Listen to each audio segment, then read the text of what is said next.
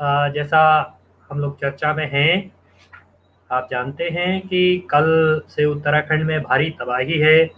सारे राष्ट्रीय राजमार्ग एक तरह से बंद हैं और उसके बाद जो दृश्य सामने आ रहे हैं, वो दृश्य तो बहुत ही एक तरह से कहिए तो हैरत में डालने वाले दृश्य हैं। जिस तरह से सड़क पूरी तरह से साफ हो चुकी है।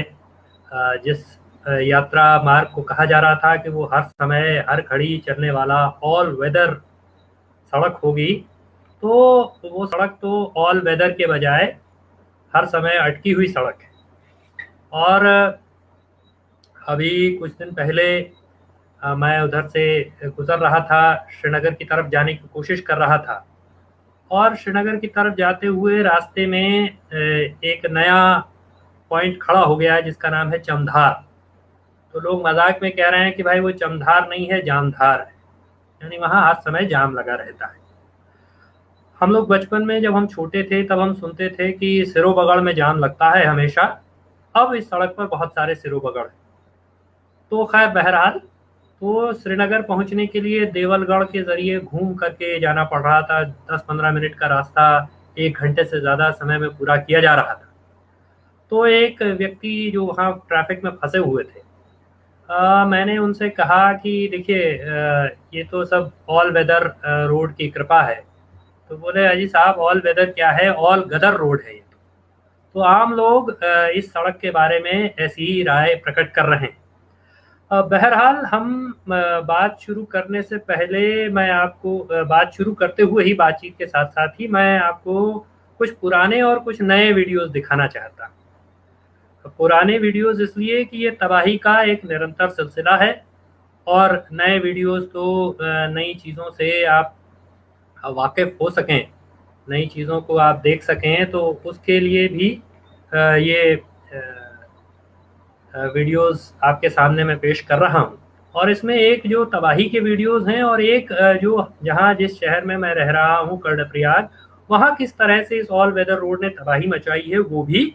और मैं आपके सामने कोशिश करूँगा कि इस सड़क को लेकर के जो भारत सरकार है उसकी क्या नीति है, जो उनका NHIDCL है, यानी national highway and infrastructure development corporation है, वो किस तरह की लापरवाही बरत रहा है, उस लापरवाही के सिलसिले में भी मैं आपके साथ थोड़ी चर्चा करूंगा। तो मैं शुरू करता हूं, मैं कोशिश करता हूं कि आपको कुछ वीडियोस आपके सामने दिखाऊं पहले। तो ये मैं कोशिश करता हूं कि वीडियो आपके सामने आ जाए, तो उसके बाद हम लोग थोड़ा बात शुरू करेंगे। तो ये देखिए, आप बहुत दिनों से इस सड़क पर तो ये तबाही के जो मंजर हैं, तबाही के निशान बहुत दिनों से इस सड़क पर नज़र आ रहे हैं। और उन तबाही के निशानों को अगर हम देखेंगे तो तब हमको समझ में आएगा कि क्या हालत इस सड़क पर है। तो ये आप पहला वीडियो देखिए। तो ये जो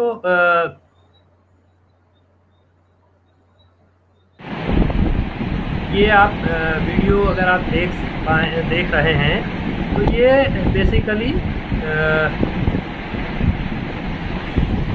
जोशीमठ से आगे मलारी में ये भूस्खलन हो रहा है। और ये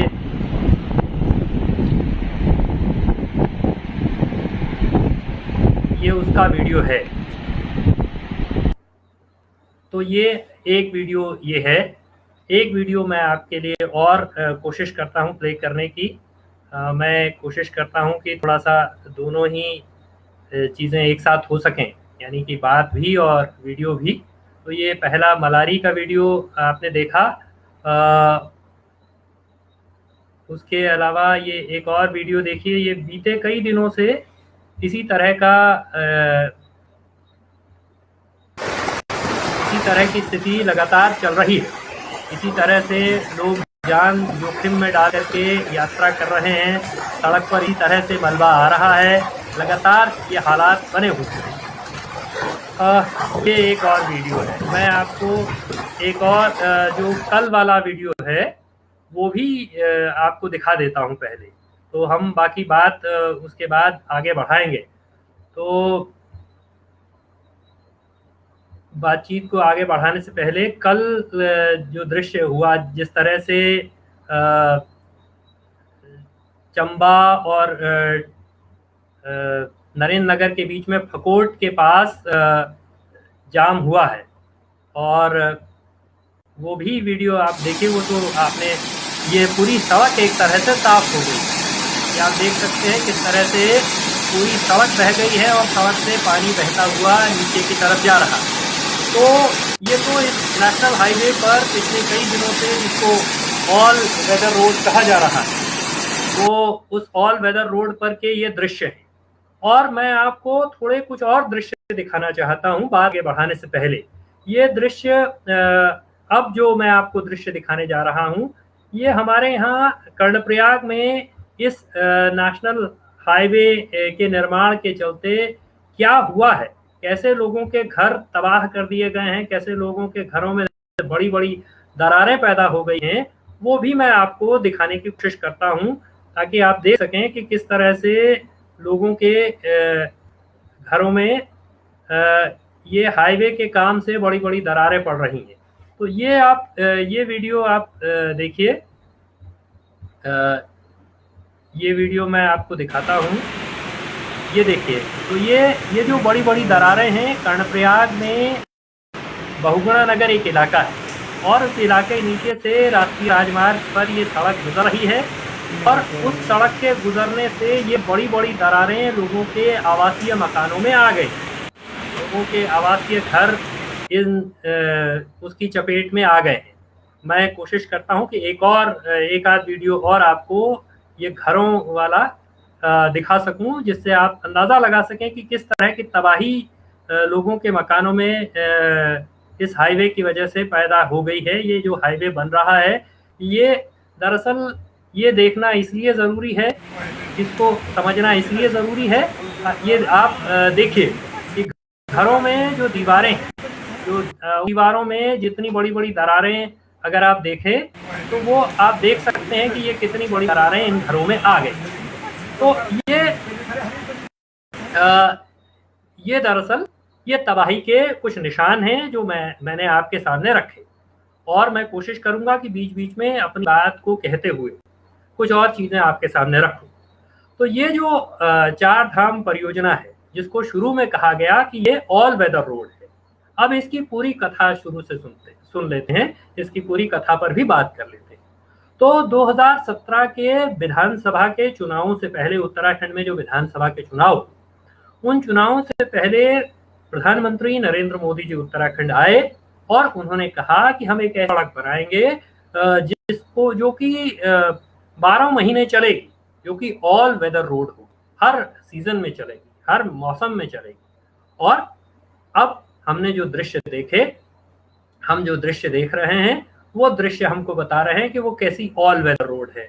वो किसी एक वेदर में भी वो सड़क चलने की स्थिति में नहीं है। ये दृश्य हमारे सामने हैं। तो इससे आप अंदाजा लगाइए कि उस दावे की हकीकत का, उस दावे की असलियत का, कि जो ये दावा था कि ऑल वेदर में ये सड़क चलेगी, हर मौसम में ये सड़क चलती रहेगी, तो वो दावा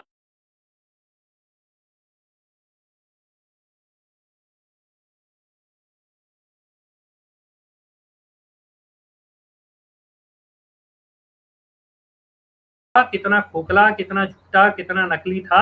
ये माफ कीजिएगा, कुछ नेटवर्क का इशू बीच में है। वो दरअसल इसलिए है कि उसमें तो जो ये अगर आप इसको देखें, तो ये असल में जो साइड में ये वीडियो चल रहा है, जो कल फकोट के का है, जहाँ पूरी सड़क के चली गई है, तो कैसे ये ऑल वेदर रोड किस तरह की तबाही लेकर के आएगी, किस तरह की बर्बादी ये करेगी, वो उसका नज़ारा ये जो वीडियो है वो लगातार आपको बता रहा है।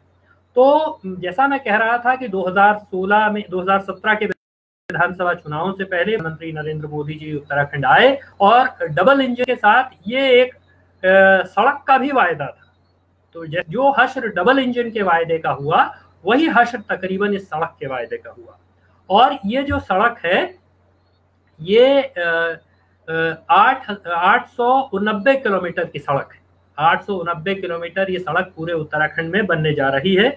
और सरकार ने क्या किया कि पहले दिन से जब से इस सड़क को बनाना शुरू किया, इसके साथ जो पर्यावरण के मानकों के साथ खिलवाड़ करने की प्रक्रिया होती है, वो खिलवाड़ करने की प्रक्रिया लगातार बार बार निरंतर चलती रही। तो अगर मैं दरअसल ये जो परियोजना बन रही है, ये चार धाम की परियोजना जो बन रही है, इस परियोजना में किसी तरह के पर्यावरणीय मानकों का ध्यान नहीं रखा गया, या कहिए कि किसी तरह के पर्यावरणीय मानकों का पालन नहीं हुआ। सरकार ने ये कहा कि जैसा मैंने कहा, जैसा आप लोग जानते हैं कि 12,000 करोड़ रुपए का प्रोजेक्ट है। सरकार ने कहा कि ये 890 किलोमीटर की परियोजना है, लेकिन इसके साथ साथ ये 890 किलोमीटर की एक परियोजना नहीं है, बल्कि इसको जो भारत के सड़क परिवहन के मंत्री हैं नितिन गडकरी साहब, वो उनका वीडियो भी मैं आगे आपको दिखाऊंगा, और वो बड़े खास अंदाज में कहते हैं कि ये 53 पैकेजेस हैं अलग अलग। यानी सड़क तो एक है, लेकिन सड़क पर जो परियोजना चल रही है वो एक परियोजना नहीं है, बल्कि वो कई सारी परियोजनाएं हैं। तो वो 53 परियोजनाएं हैं, 100 किलोमीटर से कम की 53 परियोजनाएं हैं। 890 किलोमीटर के इस पूरी दूरी को, इस पूरी सड़क को 53 टुकड़ों में अलग अलग बांटा गया है। तो 53 टुकड़ों में क्यों बांटा गया है? ऐसी क्या जरूरत पड़ी? 890 किलोमीटर जब एक ही मंत्रालय के अधीन सड़क है, एक ही भारत सरकार है, एक ही उसका सड़क परिवहन मंत्रालय है, एक ही उसका national highway and infrastructure development corporation यानी NHIDCL है, तो तब ये सब अलग अलग क्यों? अब ये बाकी सब अलग अलग क्यों? ये परियोजना, सड़क एक है, उस पर सब काम एक है, तो ये सड़क तरह टुकड़ों में क्यों? तो दरअसल इस देश में एक एनवायरमेंट इम्पैक्ट असेसमेंट का कानून है। यानी कि आप कोई भी बड़ी परियोजना बनाएंगे तो उसका एनवायरमेंट इम्पैक्ट असेसमेंट कराएंगे, उसका पर्यावरणीय प्रभाव आकलन करवाएंगे।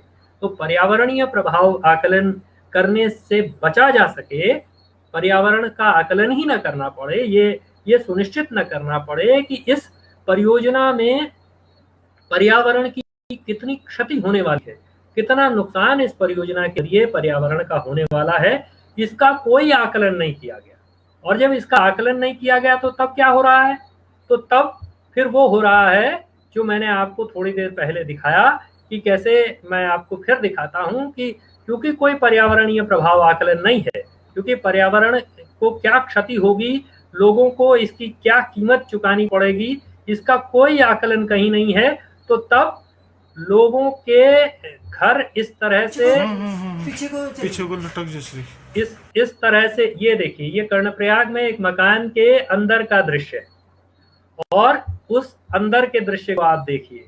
तो ये जो भारत सरकार ने कानून से बचने के लिए रास्ता निकाला, उसके नतीजे के तौर पर ये एक मकान है, ये एक मकान के अंदर का दृश्य है, ये घर के अंदर का दृश्य है, जो दिखा रहा है कि किस तरह से नीचे, चूंकि इनकी बुनियाद से सड़क को चौड़ा करने की, सड़क को खोदने की प्रक्रिया शुरू हुई, इसलिए इनका ऊपर मकान और इस तरह का कर्णप्रयाग में एक पूरे इलाके में इस तरह के हालात पैदा हो गए।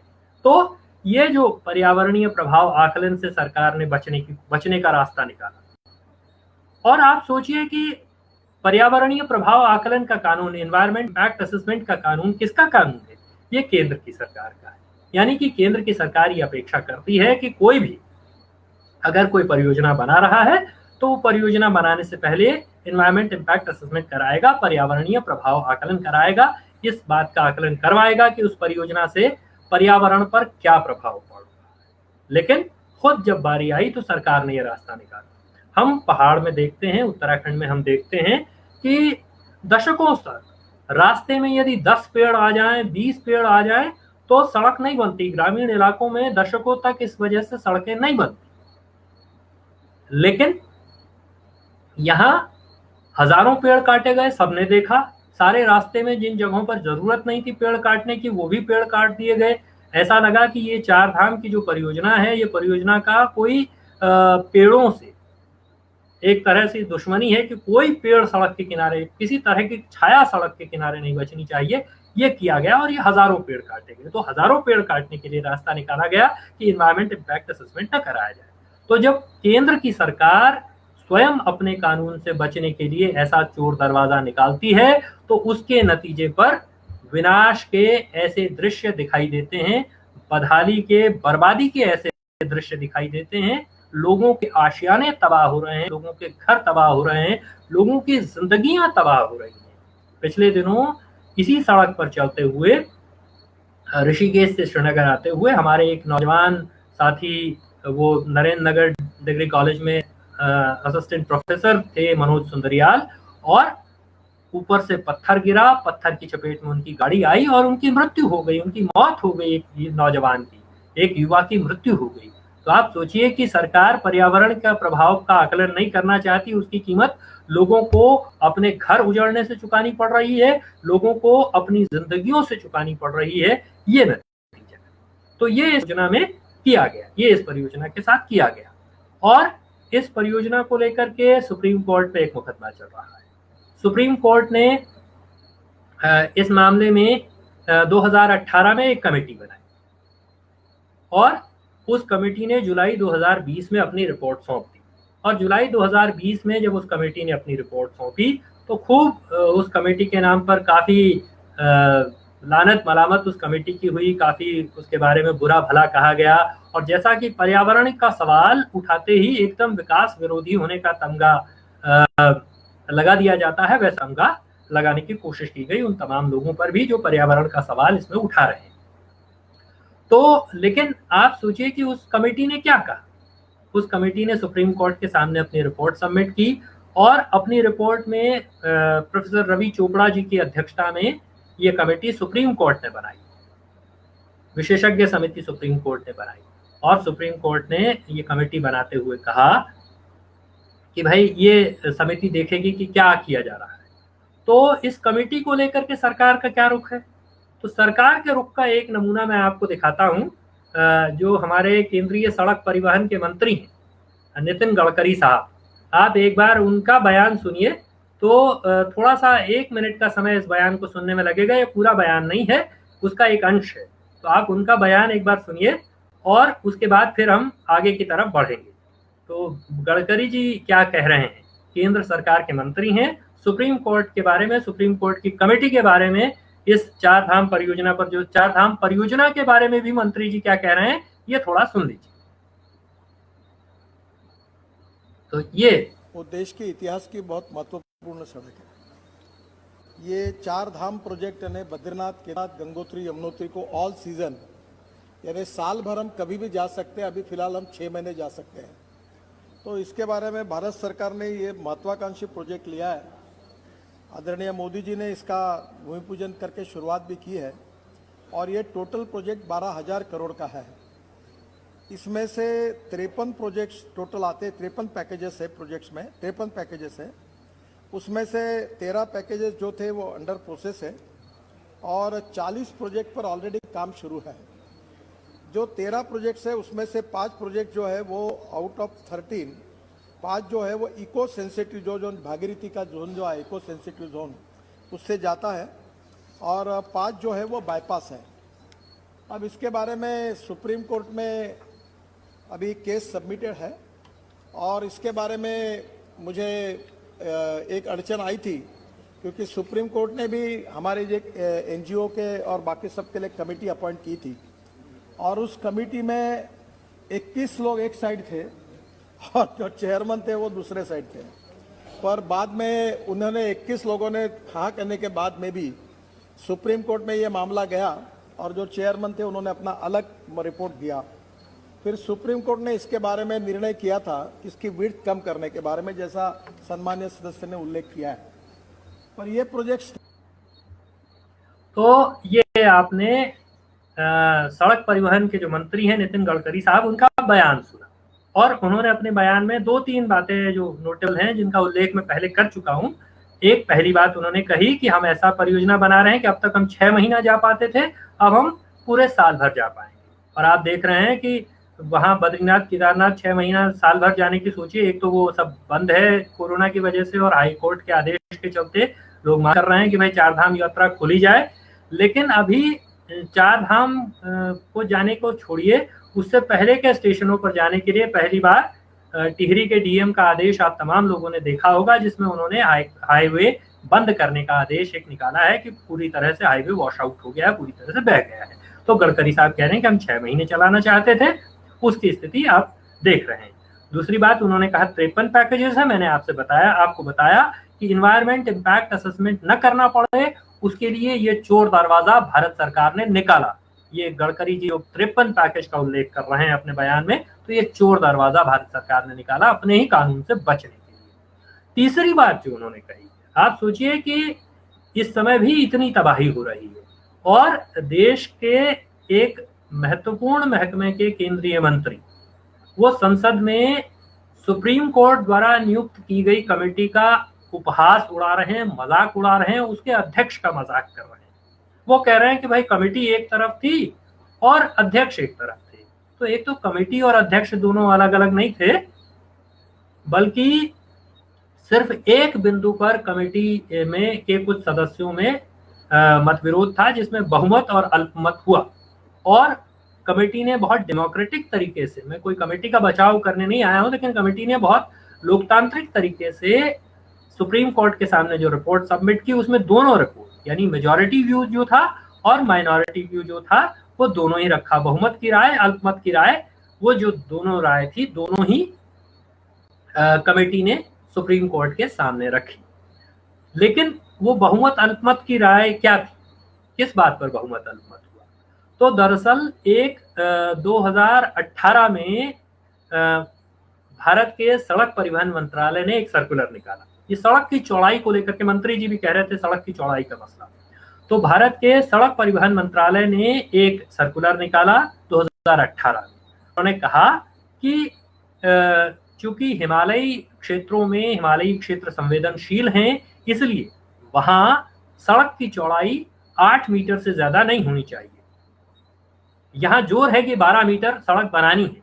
इस पर सरकार पूरी तरह से, एक तरह से जिसको कहिए कि the government is hell bent on widening the road up to 18 metre 12 metre, more than 12 metres. तो लेकिन 2018 का ये सर्कुलर था। 2012 का सर्कुलर था कि सड़क 12 मीटर तक बनाई जा सकती है। कमेटी जब बैठी तो कमेटी के सामने 2018 का सर्कुलर भारत के सड़क परिवहन मंत्रालय ने प्रस्तुत ही नहीं किया। उस कमेटी के सामने वो सर्कुलर आया ही नहीं, जो ये 2018 का सर्कुलर था कि सड़क की चौड़ाई इससे ज्यादा हिमालय की संवेदनशीलता को देखते हुए नहीं करनी चाहिए। ये सर्कुलर कमेटी के सामने नहीं आया। तो जब ये सर्कुलर कमेटी के सामने नहीं आया तो कमेटी ने उसके आलोक में फैसला किया। लेकिन कमेटी अपना डिस्कशन पूरा कर चुकी थी, तब उसके बाद कमेटी के सामने ये सर्कुलर आया। तो कमेटी के मेंबर्स के बीच में इस बात को लेकर के था कि 2012 का सर्कुलर माना जाना चाहिए, और जो सारे सरकारी मेंबर्स थे कमेटी में, सरकार की तरफ से अपॉइंटेड मेंबर्स थे, जिनमें से एक आजकल हमारे राज्य के मुख्य सचिव हैं डॉक्टर एस संधू, वो भी उस कमेटी के मेंबर थे। वो भी उस मत वाले थे कि सड़क 12 मीटर तक खोदी जानी चाहिए। तो वो जो सरकारी मेंबर्स थे उन्होंने आर्ग्यू किया कि नहीं, सड़क तो 12 मीटर चौड़ी की जानी चाहिए। और जो अल्पमत में सदस्य थे, चेयरमैन समेत, उन्होंने कहा कि नहीं, सड़क तो 2018 के सर्कुलर का, जो सड़क परिवहन मंत्रालय का सर्कुलर है, उसका अनुपालन किया जाना चाहिए और उसी कायदे से, उसी हिसाब से सड़क बनाई जानी चाहिए। तो अल्पमत बहुमत हुआ। लेकिन जैसा मंत्री साहब कह रहे हैं, नितिन गडकरी जी कह रहे हैं कि कमेटी एक तरफ के, अध्यक्ष एक तरफ थे, ऐसा नहीं हुआ। एक तरह से सदन को, लोकसभा को उन्होंने गुमराह करने की कोशिश की, लोकसभा में दिया हुआ बयान। तो एक तो ये। दूसरी बात ये कि यही कमेटी जिसमें अल्पमत बहुमत हुआ एक प्रश्न पर, एक बिंदु पर, लेकिन कमेटी के चेयरमैन डॉक्टर रवि चोपड़ा का एक लेख मैंने पढ़ा, उसमें उन्होंने लिखा कि कमेटी इस बात पर एकमत थी कि यह पूरा जो निर्माण कार्य है ये अनसाइंटिफिक तरीके से किया गया है, अवैज्ञानिक तरीके से किया गया है और अनप्लान्ड तरीके से किया गया है। इस मामले में जो सुप्रीम कोर्ट की कमेटी है उसमें कोई मत विरोध नहीं था। कमेटी के मेंबरान इस बात में एकमत थे कि ये जो काम भारत सरकार का सड़क परिवहन मंत्रालय करवा रहा है, जो भारत सरकार का NHIDCL करवा रहा है, वो सारा काम अनसाइंटिफिक है, अवैज्ञानिक तरीके से कराया जा रहा है। वो सारा काम अनप्लान्ड तरीके से किया जा रहा है, अनियोजित तरीके से किया जा रहा है, और उस अनप्लान्ड का, अनियोजित तरीके का फल हम भुगत रहे हैं। उत्तराखंड के लोग उस तबाही को, उस त्रासदी को झेल रहे हैं, वो हमारे सामने हमको भुगतना पड़ रहा है। और आप सोचिए कि फिर सरकार ने क्या किया इस मामले में। तो सरकार ने फिर इसमें रक्षा मंत्रालय को ले आए। तो रक्षा मंत्रालय जाकर के, रक्षा मंत्रालय ने एक एफिडेविट दिया, जब सुप्रीम कोर्ट ने मान लिया कि हाँ, सड़क तो 8 मीटर से ज्यादा चौड़ी नहीं होनी चाहिए, तो तब भारत सरकार का रक्षा मंत्रालय बीच में कूदा कि नहीं,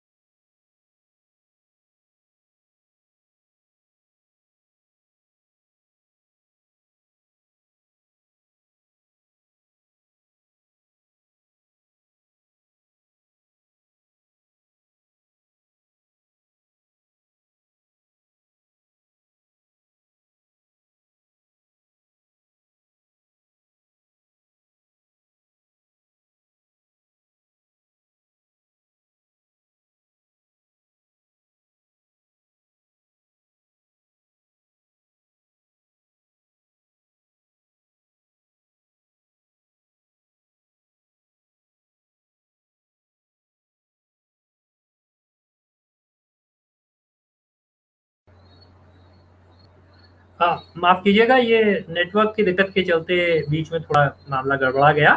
तो मैं जो कह रहा था, तो तब जब कमेटी के सामने ये सर्कुलर आ गया 12 मीटर वाला और 8 मीटर वाला, कि हिमालयी राज्यों में 8 मीटर से ज्यादा सड़क नहीं बनाई जाएगी, तो उसके बाद भारत सरकार ने ये किया कि वो रक्षा मंत्रालय को बीच में ले आए, और रक्षा मंत्रालय ने ये तर्क दिया कि भाई, हमको चूंकि बहुत सारे संसाधन वहां ले जाने हैं, सीमा पर ले जाने हैं, चीन सीमा को जोड़ने वाला इलाका है, लिहाजा हमारे लिए ये बहुत जरूरी है, सड़क का चौड़ा होना बहुत आवश्यक है। तो अब उस सरकार के दावे की हकीकत क्या है? तो मैंने जो सबसे पहला वीडियो आपको दिखाया, मैं आपको फिर वो वीडियो दिखाता हूं, सबसे पहला वाला। उसमें जो तबाही का मंजर दिखाई दे रहा है, उसको आप एक बार देखिए। तो वो ये जो आप देख रहे हैं, ये जो चीन सीमा का दावा है कि चीन की सीमा पर हमको सामान ले जाए, इसलिए सड़क हमको बहुत बड़ी करनी है, तो ये मलारी से आगे का दृश्य है। और मैं आपको बताऊं, पिछले 14 दिनों से मलारी हाईवे बंद है, यानी कि चीन की सीमा को जाने वाला हाईवे बंद है। और वो हाईवे क्यों बंद हुआ? वो हाईवे इसलिए बंद हुआ कि ये जो अनप्लान्ड, अनसाइंटिफिक तरीके से सड़क खोदने का कार्यक्रम चलाया गया, उसके चलते ये इस तरह का गुबार उठा, और इस गुबार ने 14 दिन हो गए हैं, देश की सीमा को जाने वाली सड़क बाधित है। और इसलिए बाधित है क्योंकि एक चौड़ी की सनक है, एक सिर्फ ठेकेदारों को पालने के लिए, सिर्फ बड़े ठेकेदारों को पालने के लिए इस तरह का कारनामा किया जा रहा है। और ये रक्षा के नाम पर ही किया, देश की सुरक्षा के नाम पर किया जा रहा है। और देश की सुरक्षा की हालत ये है कि पिछले 14 दिनों से देश की सीमाओं को जाने वाला मलारी हाईवे बंद है। उसको लेकर के जोशीमठ में लोग सवाल उठा रहे हैं, लड़ रहे हैं, संघर्ष कर रहे हैं, सब हो रहा है। तो वो सब हो रहा है। तो अगर आप ये समझें, अगर आप इसको देखें, तो असल में मसला देश की सुरक्षा आड़ है, बहाना है। वरना 14 दिन से जो सरकार अपने मंत्रालय को सुप्रीम कोर्ट ले गई, सुप्रीम कोर्ट में एफिडेविट जिन्होंने दाखिल करवाया फिर रक्षा मंत्रालय से सड़क की चौड़ाई को बढ़ाने के तर्क के साथ, वो सरकार की तरफ से कोई प्रतिक्रिया नहीं, वहां से कोई बात नहीं। ट्वीट करने वाले गडकरी जी, तमाम संसदीय समिति, संसद में सुप्रीम कोर्ट की कमेटी का मजाक उड़ाने वाले गडकरी जी, वो इस सड़क पर कुछ नहीं बोल रहे, इस सवाल पर कुछ नहीं बोल रहे कि 14 दिन से देश की सीमाओं को पहुंचने वाली सड़क बंद है।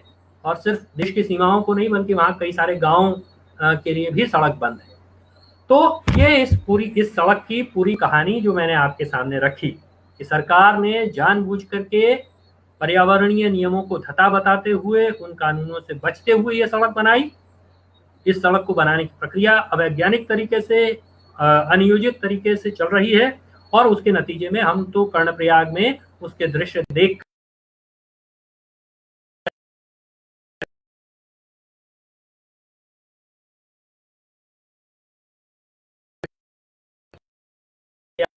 सुबह मैं देख करके आया हूं। उन सारे घरों को मैंने दिखाए।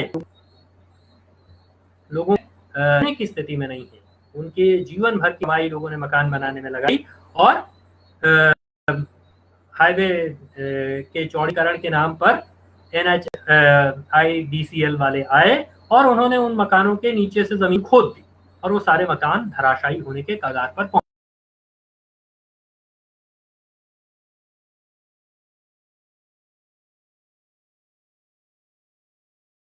पहुंच गए। ये ताजा स्थिति है। एक अंतिम बात बस मैं और कहना चाहता हूं, और वो अंतिम बात ये है कि आम तौर पर ये कहा जाता है, जैसे ही ये सवाल आज के दिन पर ये तबाही हमारी आंखों के सामने, ये बर्बादी हमारी आंखों के सामने नजर आ रही है, हम इस तबाही को देख पा रहे हैं। मैंने आपको कर्णप्रयाग के दृश्य दिखाए, हम ये तबाही देख पा रहे हैं कर्णप्रयाग में। हम ये तबाही राष्ट्रीय राजमार्ग पर पूरा उत्तराखंड एक तरह से देख पा रहा है। तो जब भी ये सवाल उठाइए, पर्यावरण के सवाल उठाइए, तब लोग कहते हैं कि साहब विकास तो होना ही चाहिए, विकास की कीमत चुकानी पड़े। हम ये सवाल पूछना चाहते हैं, जल विद्युत परियोजनाएं बनेंगी, उसकी कीमत हम चुकाएंगे, बहेंगे हम, तबाह हम होंगे, बर्बाद हम होंगे, विस्थापित होंगे। तो क्या इस देश में आम लोगों की, ये सिर्फ हम एक इलाके की बात नहीं है, इस पूरे हिमालयी क्षेत्र को आप तबाह कर देंगे, इस पूरे हिमालयी क्षेत्र को आप बर्बाद करेंगे विकास के नाम पर। आपका ये जो विकास का दैत्य है, विकास का राक्षस है, हमको निगलता हुआ चलेगा। हमारे जंगल को, हमारी जमीन को, हमारे सड़क को, हमारे घरों को रौंदता हुआ चलेगा। इस देश में हमारी कीमत सिर्फ इतनी है, इस देश में आम लोगों की कीमत सिर्फ इतनी है कि वो उजाड़े जाएं, वो बर्बाद किए जाएं। किस तरह का मजाक विकास के नाम पर किया जा रहा है। मैं आपको एक और उदाहरण मुझे अभी याद आया कि आपका जो ये NHIDCL है, ये national highway infrastructure development corporation कैसे काम करता है। तो आज जब कर्णप्रयाग में मैं लोगों के घर देख करके लौट रहा था, तो एक मित्र के यहाँ मैं गया, उन्होंने कहा कि 2017 में नोटिफिकेशन हो गया कि आपका मकान एक्वायर किया जाएगा। फिर उसमें बहुत सारी कानूनी प्रक्रिया चली, कितना मुआवजा मिलेगा, नहीं मिलेगा, और अब 4 साल के बाद NHIDCL वाले कह रहे हैं कि नहीं, ऐसा भी हो सकता है कि हमको आपके मकान की जरूरत ना पड़े, हमको आपको मकान एक्वायर ही ना करना पड़े। और वो एकदम सड़क पर आने की स्थिति में, उनका व्यापार चौपट हो गया, उनका व्यवसाय ठप हो गया, क्योंकि मकान जब एक्वायर होने की जगह आया तो तमाम लोगों ने उनका मकान छोड़। तो ये मजाक इस देश में लोगों के साथ आप कर रहे हैं, विकास के नाम पर ही कर रहे हैं। हम ये कहना चाहते हैं कि विकास होना चाहिए, सड़क भी चाहिए, बिजली भी चाहिए, निश्चित ही, लेकिन सड़क के नाम पर लोगों की तबाही और बर्बादी नहीं चाहिए। बिजली के नाम पर लोगों की जिंदगी से खिलवाड़ नहीं चाहिए। विकास का ये जो आक्रांता किस्म का मॉडल है, आक्रमणकारी किस्म का मॉडल है, ये जो हमलावर किस्म का मॉडल है, ये मॉडल नहीं चाहिए, इसकी जरूरत नहीं है। ये लोगों को तबाह बर्बाद करने वाला मॉडल है, इसलिए इस मॉडल की हमको जरूरत नहीं है। ये पूरे पहाड़ को, पूरी प्रकृति को, नदियों को, पानी को, जंगलों को, लोगों के आशियानों को, लोगों के घरों को तबाह करने वाला विकास का मॉडल है। इसलिए ये विकास का मॉडल हमको नहीं चाहिए। ऐसे विकास के मॉडल के खिलाफ आवाज बुलंद करनी होगी, ये जिम्मेदारी आयद करनी होगी, वरना हम रोज विकास के नाम पर लुटते रहेंगे, बर्बाद होते रहेंगे और इसके अलावा हमको कुछ नहीं हासिल होगा। तो उसके साथ कि के नाम पर जो हमारी बर्बादी की योजनाएं हैं, ये हमारी बर्बादी की योजनाएं बंद हों।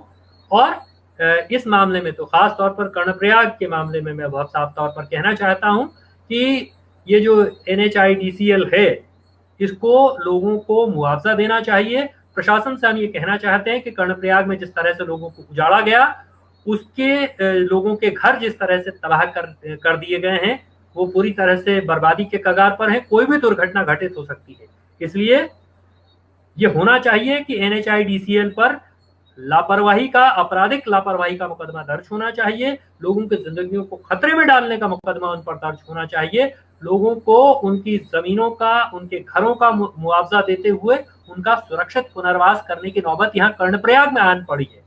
ये हालत हो गई है। रैणी गांव विस्थापन की बात बहुत दिनों से चल रही थी, लेकिन अभी कर्णप्रयाग के एक इलाके को बहुगुणा नगर में भी विस्थापन और पुनर्वास का सवाल खड़ा हो गया है। ये इस सड़क का, ये जो ऑल वेदर वाली रोड है, ये हमको उसका फल मिल रहा है, उसका नतीजे में हमको ये मिल रहा है। तो लिहाजा विकास का ये जो विनाशकारी मॉडल है, इस विनाशकारी मॉडल के खिलाफ सबको खड़े होना होगा, इसके खिलाफ लड़ना होगा। निश्चित ही जब तक आप बोलेंगे नहीं, तब तक इसी तरह से डुबोए जाते रहेंगे, इसी तरह से आपके घरों की बुनियाद खोदी जाती रहेगी, इसी तरह से आपकी गाड़ियां पत्थरों के नीचे कुचली जाती रहेंगी, लोग मरते रहेंगे इस तरह से। इसलिए इस विकास के, इस विनाशकारी मॉडल के खिलाफ, ये विनाश का नाम जिसे विकास दिया गया है, ये मलबा नदी में फेंक करके तिजोरियां भरने का जो खेल है, कि सड़क काटिए, मलबा नदी में फेंकिए और तिजोरियां भरिए, इस खेल को बंद होना चाहिए। इस खेल को बंद करने के लिए अपनी आवाज उठाइए। आप सबका धन्यवाद। इनकलाब जिंदाबाद।